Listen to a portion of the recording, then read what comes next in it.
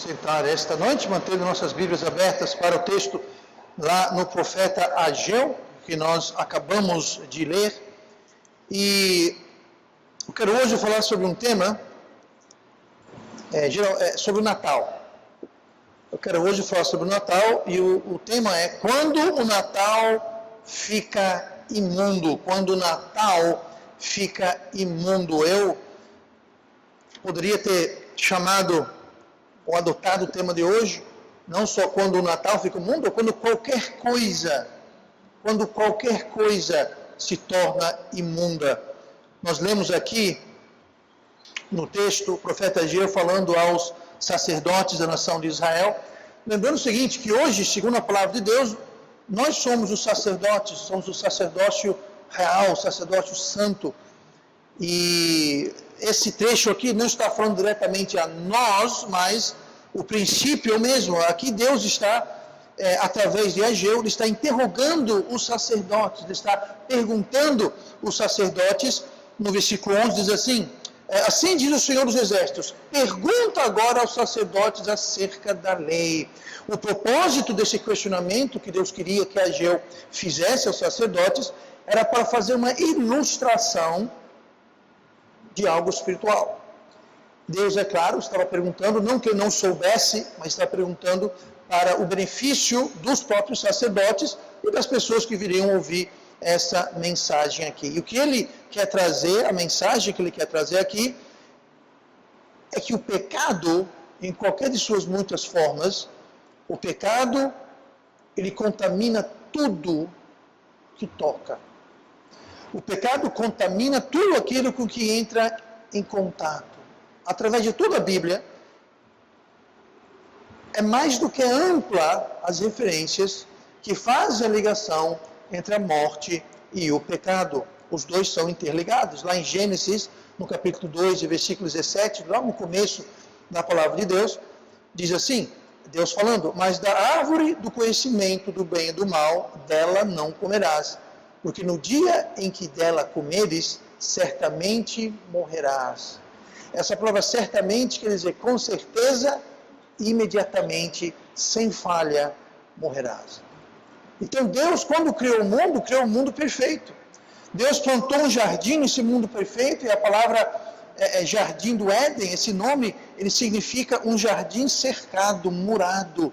Então nós temos um jardim perfeito, murado e protegido dentro de um mundo perfeito, mas entrou contaminação nesse jardim, entrou contaminação, corrupção, entrou a morte. Como? Através do pecado. O pecado sempre traz consigo morte. Não necessariamente morte física, não necessariamente morte espiritual, mas morte em qualquer um dos seus âmbitos. Morte dos seus sonhos, dos seus planos, dos seus anseios, morte de relacionamentos, morte da sua família, do relacionamento familiar, morte da sua carreira, morte das suas finanças, enfim, morte. Pecado traz morte de um jeito ou de outro, de uma forma ou de outra. Qualquer pecado vai trazer uma ou mais formas de morte. O pecado promete muito, mas entrega pouco. Lá em Romanos 5, versículo 12, portanto, como por um homem entrou o pecado no mundo, e pelo pecado a morte, assim também a morte passou a todos os homens, por isso todos pecaram. Esse homem pelo qual entrou o pecado foi Adão. Agora, é interessante que fala assim, portanto, por um homem entrou o pecado no mundo. Agora, se você se lembrar direito do relato, em Gênesis, quem foi que comeu o fruto da árvore proibida primeiro? Foi a mulher. Foi Eva. Aí está dizendo que o pecado entrou no mundo através de um homem. Não fala que foi através da mulher, foi através de um homem. Foi através de Adão. Então, a serpente, que ali era o diabo, a Bíblia fala, ela foi para a mulher. Por que ela foi para a mulher? Eu não sei, mas a gente imagina que é porque ele achava que tinha mais chances. Hoje de manhã, lá na outra igreja, eu preguei justamente isso, que o diabo ele anda em derredor, lá em 1 Pedro fala, o diabo anda em derredor, bramando, buscando quem possa tragar. E hoje de manhã estávamos falando sobre a armadura de Deus, e como se a gente colocar a armadura de Deus, nós temos proteção. E nosso inimigo, o leão, ele está buscando aquela pessoa que está sem a armadura. Ele chega perto de você, vê você com a armadura, com o capacete da salvação, calçado com a fé e o escudo, a preparação do evangelho, o escudo da fé e a couraça da justiça e tudo mais. Ele vê alguém vestido daquela armadura, sabe o que ele faz? Ele corre, ele foge, ele vai procurar outra pessoa que não está com a armadura vestida. Então, ele foi para Eva porque ele achava que em Eva ele tinha uma vítima mais fácil. Eva comeu do fruto proibido, Eva então levou para Adão, e Adão então tomou do fruto que ele sabia que não deveria comer. Paulo fala em outra ocasião que quem foi enganado foi a mulher. Adão não foi enganado, a mulher foi enganada. A mulher foi enganada porque Adão falou para ela, olha, o dia que você comer desse fruto, vocês serão como Deus. Ela foi enganada. A serpente mentiu, ela acreditou, ela foi enganada e comeu o fruto. Quando ela foi para Adão, Adão não foi enganado. Adão sabia exatamente o que ele estava fazendo. E Adão é o primeiro homem. Adão decidiu comer do fruto, sabendo que Deus havia dito para ele, o dia que você comer do fruto, você vai morrer. Mas Adão amava Eva tanto, sabe o que ele fez? Ele falou, eu não sei viver sem Eva. Pastor, eu nunca pensei que Gênesis fosse tão romântico assim, mas foi. Adão não foi enganado, ele comeu do fruto porque ele não queria, ele sabia, se eu não comer do fruto, ela vai morrer, porque Deus falou, o dia que comer, vai morrer. Ele falou, eu não vou me separar, eu não vou deixar que isso aconteça. A primeira coisa, era a única mulher que tinha no mundo. Então ele tomou, mas não foi enganado. Mas tudo isso para dizer o quê? Para dizer o que fala aqui no versículo 12, e pelo pecado a morte. A morte entrou no mundo pelo pecado. Sabe, Adão e Eva não queriam morrer. Iam viver eternamente, fisicamente eternamente. Hoje não, hoje a gente vive até o quê? 100 anos, 100 e poucos anos no máximo, com sorte, com a bênção e a graça de Deus, a gente chega aos 100 alguma coisa. Não muitos, mas... Adão foi morrer com 800 e poucos anos. E de lá para cá, vem caindo. Mas a morte entrou no mundo através do pecado. Naquela época, todos os animais, inclusive os leões, leopardos, os animais que hoje são carnívoros, naquela época, eram todos herbívoros. Todos os bichos comiam a erva da terra. Até o homem era herbívoro. Foi através do pecado que entrou a morte. Lembrando que Deus, quando viu que os dois haviam pecado e haviam se rebelado, Ele pagou o preço, que era o preço do quê? O preço de sangue. O animal foi morto e aquelas túnicas que eles fizeram para eles mesmos, que foram feitas de folhas, aventais na realidade. Deus trocou aqueles aventais de folhas e deu-lhe túnicas de peles de animais. Agora, para você separar um animal da sua pele, você vai ter que matar. E ali foi a primeira vez na história do mundo, a curta história do mundo, mas era até então a história do mundo, o animal foi morto, sangue foi derramado. E é justamente isso que Cristo representa, como disse João Batista, eis o Cordeiro de Deus que tira o pecado do mundo. Então, a morte, o pecado trouxe a morte. Morte espiritual, morte para muitos animais que precisavam morrer para alimentar outros animais, alimentar nós também. E a terra está morrendo, gente. O apóstolo Paulo fala que a terra está gemendo, a terra está morrendo. Hoje os homens gostam de dizer que é porque é a poluição, é a camada de ozônio. Muito tempo atrás, que era a camada de ozônio para cá, a camada de ozônio para lá. Aí descobriram, a camada de ozônio está sempre aumentando, diminuindo, ela aumenta, diminui. Aí pronto, baixou o fogo, ninguém está mais esquentando com isso. Mas o que acontece é que o mundo está morrendo, mas não é por causa da ação do homem, é por causa do pecado do homem, que começou lá atrás com Adão. O mundo está morrendo. Está entendendo? Tem muito abuso, muita poluição, muito desrespeito com a criação de Deus. Eu entendo isso. Mas não pense você que é por isso que o mundo está morrendo. Não é por isso que as condições do mundo, dizem que as condições climáticas, está certo, os terremotos. Tem cientista que está dizendo que terremoto é devido ao aquecimento global. Gente, terremoto acontece lá no centro da Terra. Como é que aquilo tem a ver com o que está acontecendo aqui em cima? Então entenda, o mundo está morrendo. mas é por causa do pecado, porque a morte entrou no mundo através de um homem. Lá em Romanos 6, 23, porque o salário do pecado é a morte. O salário do pecado é a morte. Aí continua, mas o dom gratuito de Deus é a vida eterna por Cristo Jesus, nosso Senhor. O salário do pecado é a morte. O pecado sempre vai render. O seu trabalho, o seu salário, seus investimentos vão render um salário. Mas o pecado vai render outra coisa. Vai render a morte. O lucro do pecado, o ganho do pecado, o acréscimo do pecado é a morte. E tudo que o pecado toca, entra em contato, é tingido e atingido pelo pecado e torna-se, portanto, imundo. A palavra imundo, se você olhar no dicionário, quer dizer impuro, sujo, sórdido, indecente, imoral. O pecado torna tudo isso. Sim, pastor, mas você falou que ia falar sobre o Natal. O que tem isso a ver com o Natal? Pois é. Geralmente, essa altura do campeonato, eu já prego alguma coisa a respeito do Natal. Esse ano ficou um pouquinho tarde. E o motivo que eu faço isso, praticamente todos os anos, é o seguinte.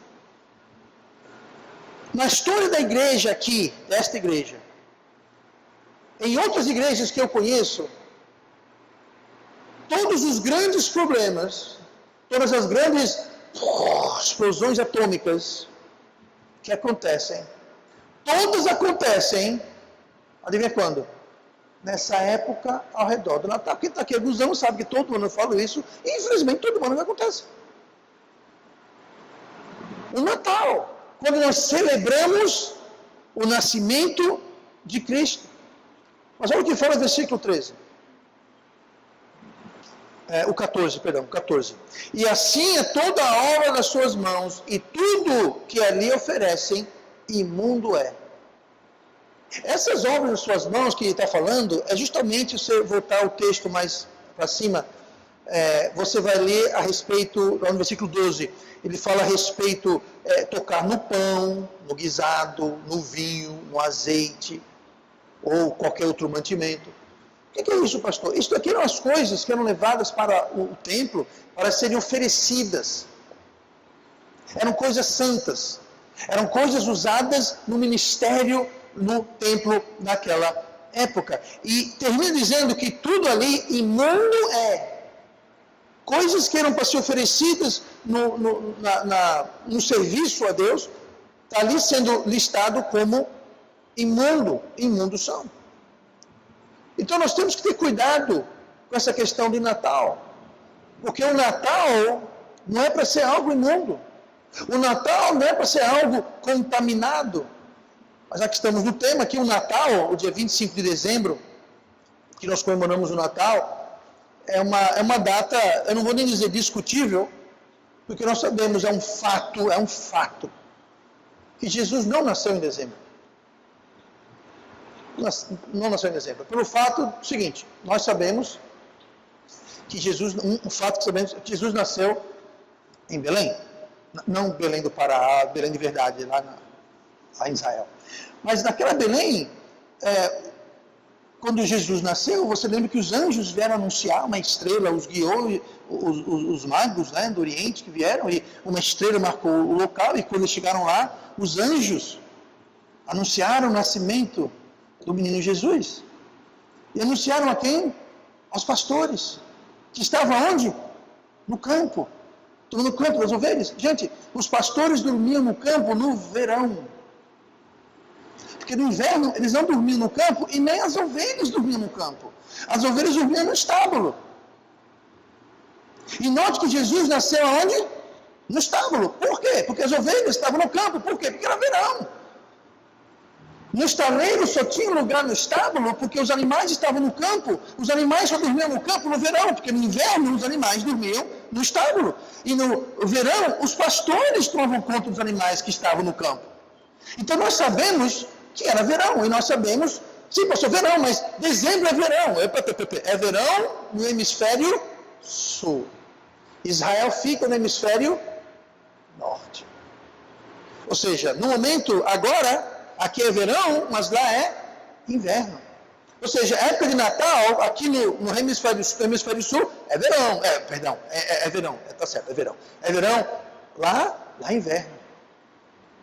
Quando eu e o irmão e nossas esposas fomos lá para o hemisfério norte, daqui a 2 semanas, vai estar um frio de matar.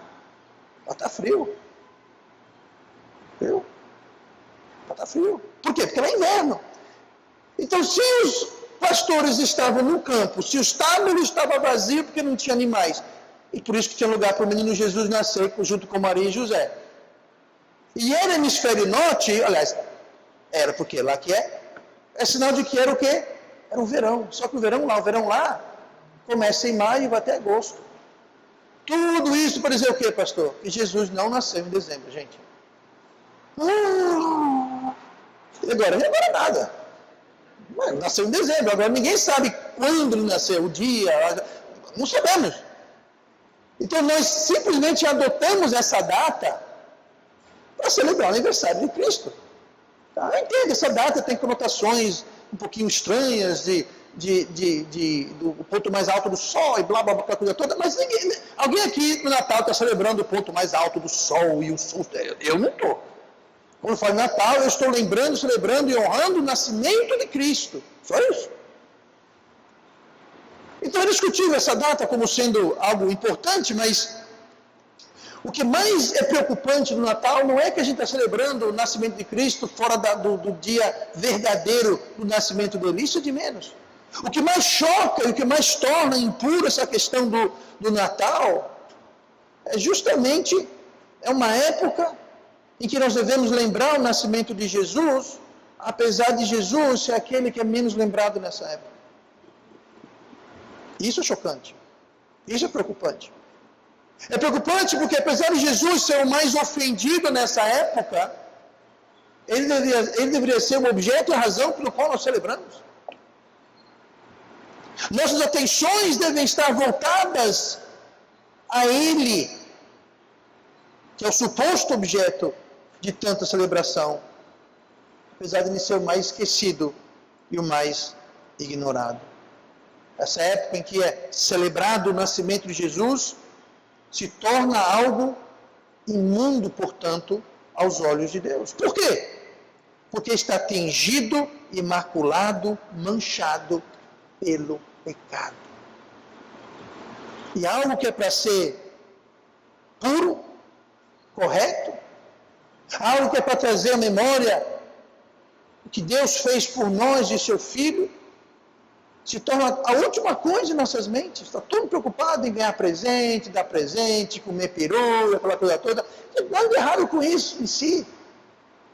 Se torna errado quando essas coisas desbancam e tiram o foco do que é o mais importante nessa época, que é Jesus Cristo, Salvador do mundo, que veio tirar os pecados de todos. E nessa mesma época em que muitos cristãos fazem tantas barbaridades e atrocidades contra o nome de Cristo. Tudo isso com o pretexto de celebrar o nascimento dele. É nessa época, Natal, final de ano, que todo ano acontece. Muita gente se afasta de Deus. Muitos custam para voltar, outros nunca voltam. Alguns voltam, mas não voltam ao que eram antes. Ou seja, se afastam e a cada ano se afastam mais. Não é algo que acontece de vez em quando, todo ano acontece. Não vou dizer com todo mundo, claro, mas todo ano acontece. Todo ano, na virada do ano, eu sempre falo, olha bem aqui, ó, tem gente aqui que no ano que vem não vai estar aqui. Tem gente que estava aqui ano passado, não está aqui hoje. Por quê? É isso que eu estou falando. Essa época de final de ano, Natal, Ano Novo, eu não sei o que é, mas era para ser uma coisa bem diferente do que na realidade infelizmente. Então, o Natal poderia ser algo especial, algo para lembrar família.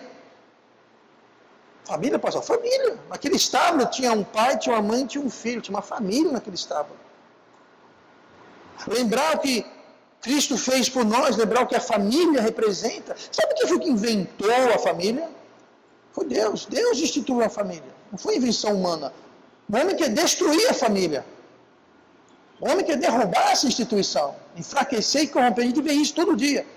Mas quem inventou, quem instituiu a família, foi Deus. Nós temos que usar essa época do ano para lembrar da família, lembrar do Salvador, do que foi feito por nós. Isso é muito, muito, muito importante, nunca tirar isso de mente. Olha comigo para Malaquias, versículo 3, capítulo 3.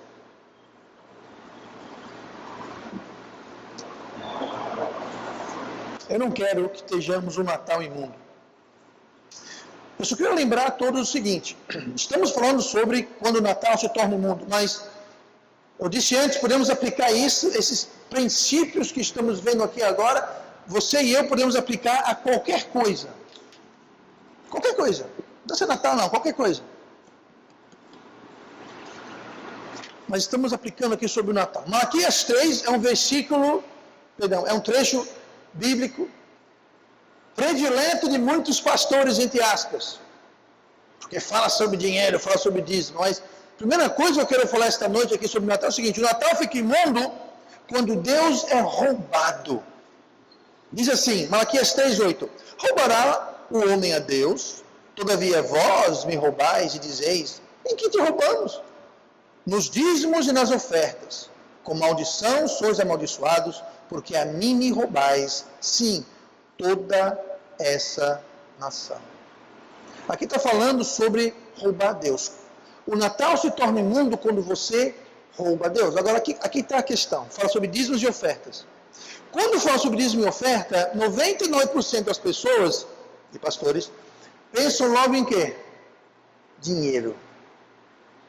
Só que o dízimo não é dinheiro. Inclusive, se você quiser ver a coisa direitinho, na época do Velho Testamento, o dízimo não era dado em dinheiro. Era dado em animais. Era dado com produto da terra. Algumas vezes era dado em dinheiro, simplesmente porque a pessoa tinha que dar no tempo que era longe, então precisam levar um monte de saco de farinha na carroça, um monte de gado que talvez morreria no caminho. Você podia vender, levava o dinheiro, lá você ou comprava gado ou você dava o dinheiro lá dentro. Mas o intuito não era dinheiro, nunca foi dinheiro. O foco do dízimo nunca foi dinheiro e nunca foi bens materiais sequer. O dízimo, o foco do dízimo é a nossa obediência, fidelidade e confiança em Deus. Mas não se trata apenas de dinheiro ou coisas materiais. A Bíblia fala que o dízimo é o nosso acréscimo, é o que Deus nos dá. É a coisa mais importante que Deus nos dá, a coisa mais valiosa e preciosa que Deus nos dá é vida. E vida é tempo. A sua vida é feita de tempo. Pergunto, quantos anos de vida você tem? Ninguém pergunta quantos reais de vida você tem. Ninguém pergunta quantos quilos de vida você tem. Ninguém pergunta quantas propriedades de vida que você tem. Não, quantos anos, quantos anos de vida você tem. Porque vida é tempo. Tempo é vida. Então, o primeiro e mais importante e precioso acréscimo que qualquer pessoa tem de Deus é vida, é tempo. E sim, isso você está perguntando, peraí pastor, então eu tenho que dizimar do meu tempo? Exatamente. Você tem que dizimar do seu tempo. Mas você ficou doido, que é o relógio, que é o relógio? Não, não é relógio. Tempo. Uma semana tem 168 horas. Eu sei que eu contei, passei uma semana todinha só contando quantas horas. Você e eu devemos a Deus, portanto, 10% do nosso tempo. Mas como é que eu faço isso? Estando no culto é uma forma. É uma forma. Lendo a sua Bíblia é uma forma. Indo para a igreja, lendo a Bíblia. Oração. Servindo a Deus. Como é que eu sirvo a Deus? Servindo alguém. Algum tempo atrás nós começamos o ministério aqui, não sei se você lembra aqui, do ministério lá de levar alimentos para os famintos de Maceió. Bom, parece que os famintos não estavam com muita fome pelo jeito, né? Eles queriam isso daqui, queriam mais dinheiro, a gente acabou empacotando e tinha já outras pessoas fazendo muito bem feito, então a gente decidiu deixar por conta deles. Mas, sabe, quando você serve alguém, você ajuda alguém, Jesus falou, todo aquele que der um copo d'água para um desses meus pequeninos está fazendo para mim, quer servir Deus? Sirva alguém necessitado, sirva alguém que está precisando. Seja um encorajamento. Levar ânimo, levar talvez sustento, talvez seja levar alimento também. Uma roupa, calçado. Uma palavra amiga, visitar alguém no hospital, visitar alguém na cadeia. A irmã Vera que começou a ministrar na cadeia lá, quem quiser interessado, fala com ela. Então, quando você serve alguém, quando você ajuda alguém, agora não você ajudar alguém esperando o retorno, ou querendo se achar o bom. Não, quando você serve alguém por amor, pelo amor de Deus. Deus só tem nesse mundo essas nossas mãos, esses nossos pés, essas nossas bocas. É o que Ele tem para usar. E quando nós nos dispomos e nós servimos as pessoas, nós estamos, sabe o quê? Dizimando do nosso tempo, da nossa vida.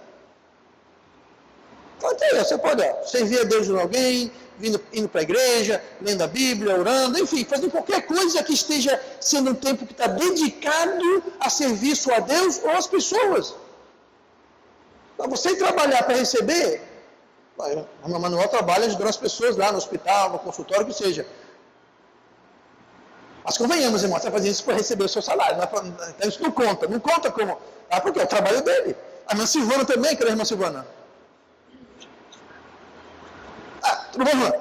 Enfermeira também, ela está lá ajudando as pessoas, mas também não conta, viu? Mas não conta não, está lá porque é o seu trabalho. Tá? Então, a irmã Thaís aqui, que está protegendo a população da bandidagem, também não conta. E assim por diante. Então, quando nós servimos para Deus, estamos dizimando o nosso tempo, gente. O nosso talento, nossas habilidades, todo mundo tem habilidade natural e tem também dons que Deus nos equipa. Nós temos que usar isso. Você é um bom vendedor? Você é bom de falar? Então fale. De quê? Fale de Deus, fale de Jesus para as pessoas. Tem gente que é tímida, não tem, tudo bem, mas de alguma forma, alguma habilidade você tem. Algum talento você tem.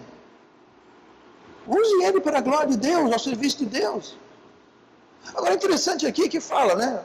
Dízimos e ofertas. Qual a diferença? Bom, a maior diferença, a forma mais simples que eu tenho que explicar para você é o seguinte: dízimo é Deus que determina. Aqui é 10%. Então, se sua semana tem 168 horas, você calcula 10% disso, é pronto. Mas não está falando aqui só dízimo. Fala dízimos e ofertas. Qual a diferença? Dízimo é Deus que estabelece 10% do seu tempo. Oferta, quem estabelece somos nós. Se você quer dar 1 minuto, Deus aceita. Se você quer dar 50 horas, Deus aceita. Oferta é a gente que determina. Dízimo é Deus que determina. Então Deus começa com dízimo, ou seja, pelo menos 10% do nosso tempo deveria ser dado a Ele. Ele determinou isso. Comece em 10%. Então é interessante, se você vai para toda vez que a igreja se reúne, você está na igreja, se você ler a sua Bíblia todo dia, e você orar todo dia, e você passar algum tempo servindo alguém, dá para encaixar tranquilamente, gente. Dá para encaixar tranquilamente. Agora, se você não faz nada disso, então você está roubando Deus. Eu digo que aqui no Natal, o que acontece é que muitas vezes, nosso tempo, nossa mente, Deus, Jesus, é a última coisa que temos na mente. É a coisa mais distante, é a última prioridade. Não deveria ser assim. E é isso que faz o Natal imundo. Por quê? Porque foi tocado pelo pecado, foi contaminado, cingido, maculado. Todo mundo pensa em dízimo, todo mundo vai logo pensando em dinheiro. Também, mas não apenas. Eu digo mais, muito mais precioso do que dinheiro é tempo.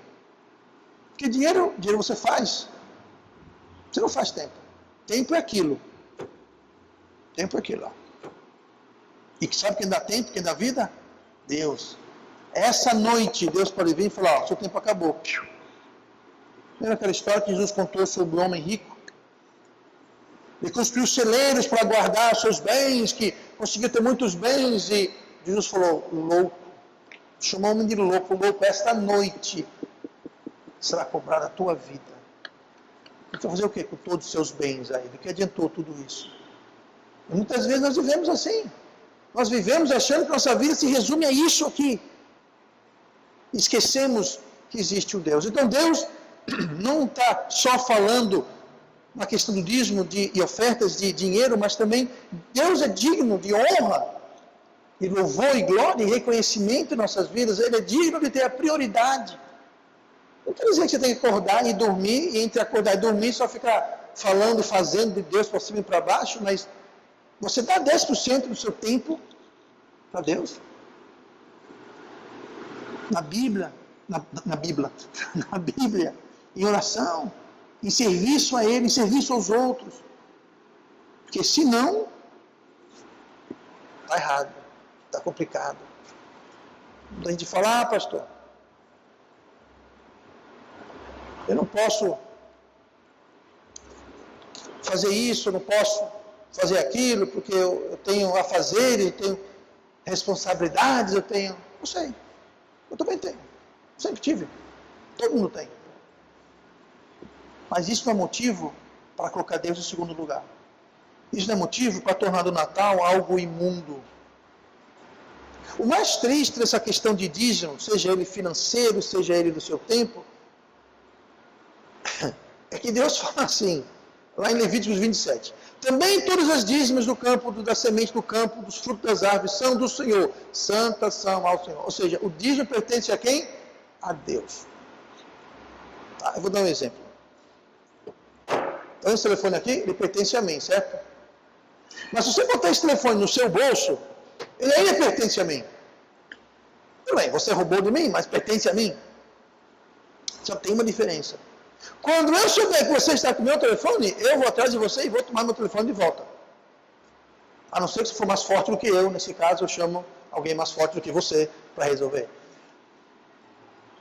Roubará o homem Deus? Entende? O triste é que todo mundo dizima. Até que não, quem pensa que não dizima, dizima.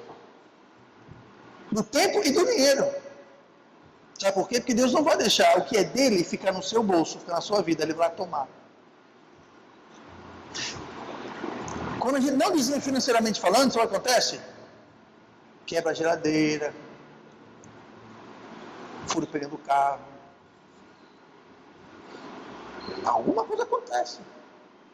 Isso não quer dizer que toda vez que quebra a geladeira, eu já sei, mas não é isso, não estou falando, mas Deus toma de um modo ou de outro, Deus lá e toma o que é dele. Tempo é a mesma coisa. Você chega no ponto, acabou de sair o ônibus. Sabe o que é isso? Vai ficar mais meia hora no ponto, perdeu tempo. Se está fazendo um serviço, aconteceu alguma coisa, agora vai ficar o dobro. Você está pintando a parede, aí cai a lata, sujou o chão, vai ter que limpar o chão todo. Isso me atrasou 3 horas no serviço que eu ia fazer. 3 horas que foram comidas. Você está preparando o almoço hoje para adiantar amanhã. Aí queima, você não vê, esqueceu, queimou tudo, agora pronto. Agora não adiantou, atrasou tudo. Sabe o que é isso? É o seu tempo de ir embora. Eu não estou dizendo que sempre que você queima seu almoço, sua janta, é porque você não estou dizendo que é isso. Eu estou dizendo o seguinte, Deus ele toma. A diferença é quando a gente dá em obediência, Deus abençoa. Mas se a gente não der, Deus vai tomar do mesmo jeito. E quem vai perder somos nós, porque nós não vamos ter a bênção. Mais uma vez, o foco que eu estou falando aqui é tempo. Então alguém dizer, eu não tenho tempo. Gente, a ironia disso é que esse é o problema. Você não tem tempo porque você não está honrando Deus. Quando você honra Deus, Deus vai fazer o tempo. Deus vai fazer aquele ônibus se atrasar, para quando você chegar atrasado no ponto, encaixar que vocês não perder tempo mais. Ele vai proteger aquela lata de tinta de cair. Ele vai mandar um anjo, segura aqui para não sujar. Ele vai lembrar você, ele vai mandar um anjo e dizer, ei, Dona Maria, está queimando o arroz, corre lá para achar o fogo. Deus vai dar um jeito do seu tempo render mais. Esse mesmo princípio você pode aplicar dinheiro também, gente. A pessoa que fala, eu não tenho condições, não sabe o que está dizendo. Porque Deus vai ter o que é dele, gente. Deus vai, eu sei que o Lucas sai com algo que me pertence, eu vou lá tomar. Eu sei que ele é mais alto do que eu, mas eu vou lá tomar. Eu dou um chute na canela dele e tomo. Não chute não, tu dá um soco na canela dele, né? Ou eu subo no banquinho e dou um chute na canela dele, mas eu dou um chute na canela dele. Deus vai tomar o dízimo dele, gente. Seja lá do templo, dinheiro, ele vai tomar. Então, nessa época do ano, tem muita gente que vai se endividar para comprar presente para mim. Não façam isso, não por minha conta. Vão se endividar para comprar presente. Aí vão dizer, eu não pude fazer esse mês, porque estou sem dinheiro. Sim, seguinte, eu vou na sua carteira, eu vou pegar o seu dinheiro para comprar um presente para dar para não sei quem. Não vai roubar de Deus. Não faça isso. Tem muita gente que vai ficar o ano inteiro endividado para pagar uma dívida que... Não faça isso.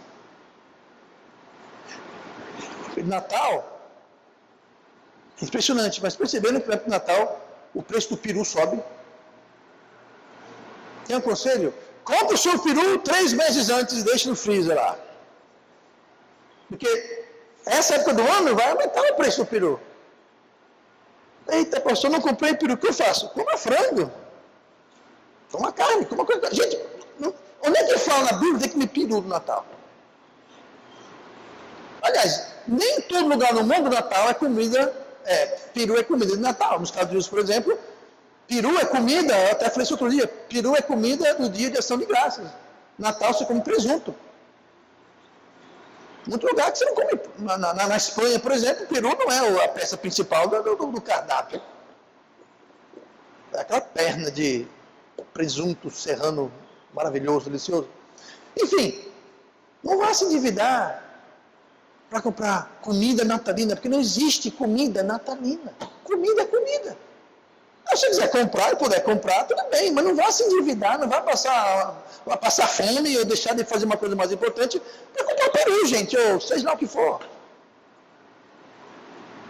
Porque senão a gente acaba estragando o Natal, tornando o Natal alguma coisa imunda, uma coisa suja, contaminada, e nós não queremos isso, e Deus não quer isso. Olha comigo para Mateus.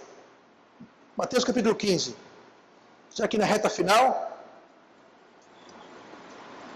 O Natal fica imundo quando Deus é roubado. Roubado de quê? Roubado da sua posição. Tá? Então a pessoa... Aniversário do Liam. O foco não é o Liam, é o convidado. Não, o foco do aniversário é o aniversariante. Pois bem, então o foco do Natal deve ser Cristo. O foco do Natal deve ser a família. O foco do Natal deve ser Deus. E não festa, comida, bebida, presente. Sabe? Nada em si errado com essas coisas. Agora, o foco é o foco. Você tira o foco, você perde a pureza da data. Mateus 15, no versículo 8, fala assim: esse povo se aproxima de mim com sua boca e me honra com seus lábios, mas o seu coração está longe de mim. Natal, ele fica imundo também quando Cristo não está em primeiro lugar. Que Jesus está citando o profeta Isaías, dizendo, esse povo aqui, falando sobre o povo de Israel, ele me honra com a boca, com os lábios, mas o coração está longe. Ou seja, só tem palavra. Só tem blá, blá, blá. Eu já falei isso 1000 vezes, vou falar mais 1000 vezes. Palavras são baratas. Palavras é fácil. É fácil falar. Quero ver fazer. Muito fácil um marido virar para a esposa e falar, eu lhe amo. Agora, meu bem, meu amor, pega lá um cafezinho para mim, vai. Mas, meu bem, eu estou com o pé quebrado. Mas você é egoísta. Que amor é esse, gente? Uma mulher com o pé quebrado, você reclamando que não vai pegar. Mas eu falei que eu amo. Gente, falar é fácil. Mas a gente ama, sabe como? Com ações. E amar não é um sentimento. Amar é um verbo. Amar é ação. Porque Deus amou o mundo de tal maneira que Ele deu o seu Filho unigênito para todo aquele que nele cresce, não pereça, mas tenha vida eterna. Você ama dando, você ama fazendo, você ama colocando aquilo em ação. Não é uma sensação piripaque que dá no coração, isso não é amor. É você fazer. E o povo aqui está dizendo, ele amava a Deus, se aproximava de Deus com a boca e com os lábios. Honrava a Deus, se aproximava dele, mas o coração estava longe. Não havia amor de verdade.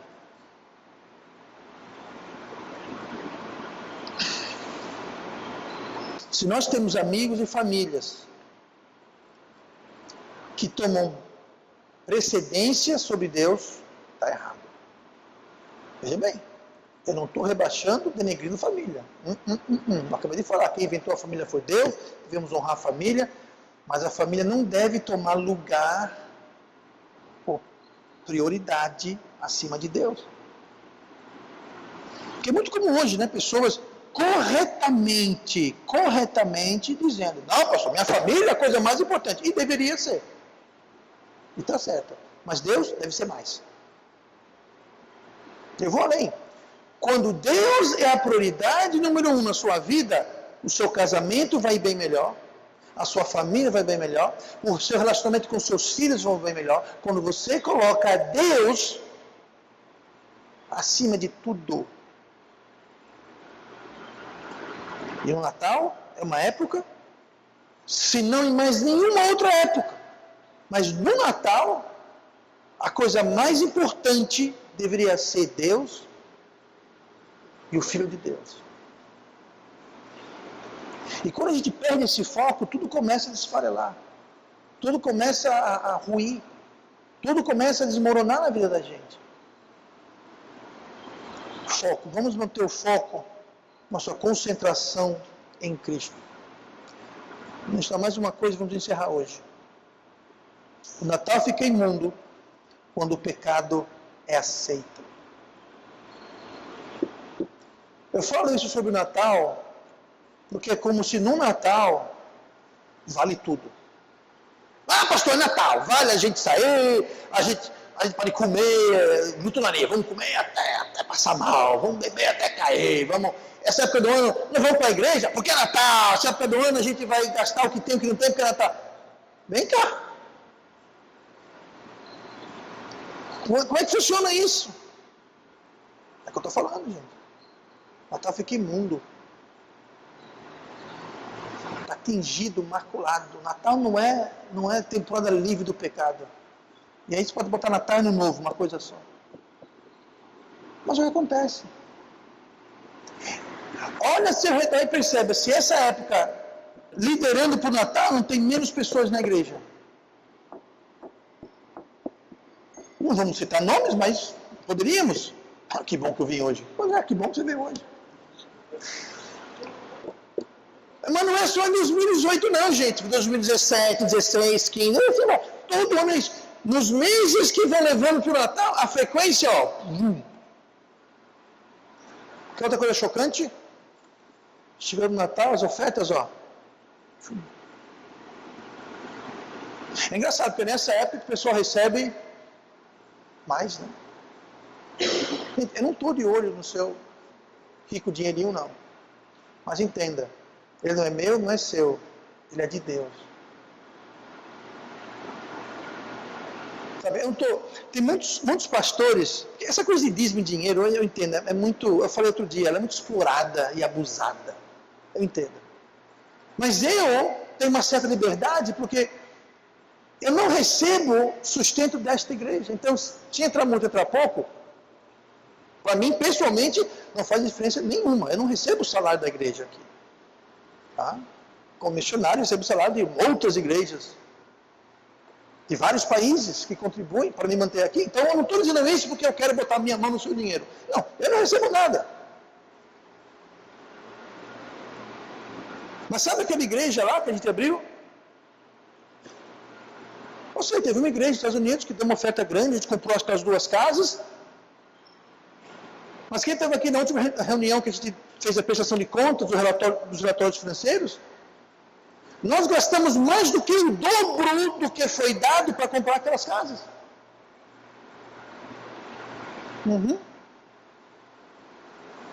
Foi gasto uma pequena fortuna. De onde veio esse dinheiro? Não foi do meu bolso. Foi dos dízimos e ofertas desta igreja.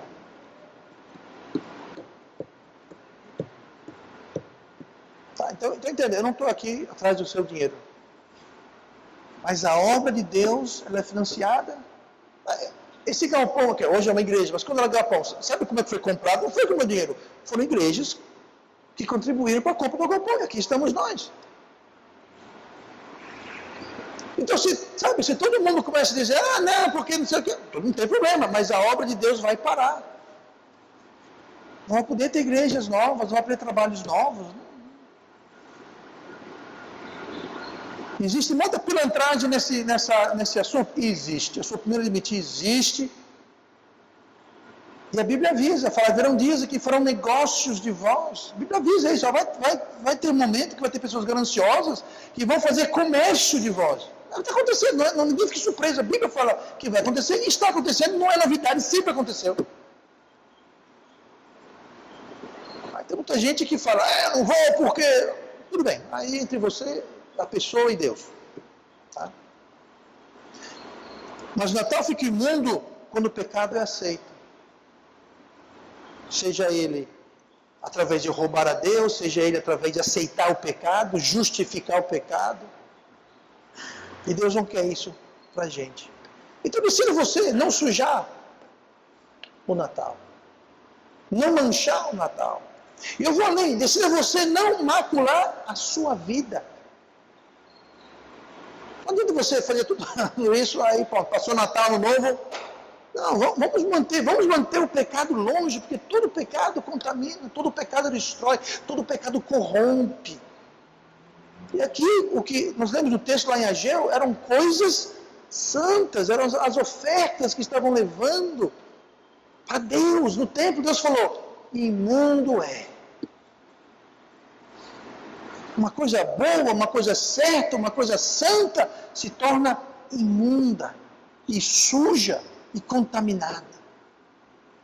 Uma coisa boa se torna ruim quando a gente deixa o pecado entrar. Então vamos ter cuidado, vamos ser zelosos, fervorosos e vamos manter não só o Natal, mas nossas vidas limpas e puras e santas perante Deus. E vamos orar. Pai amado, Deus querido, obrigado.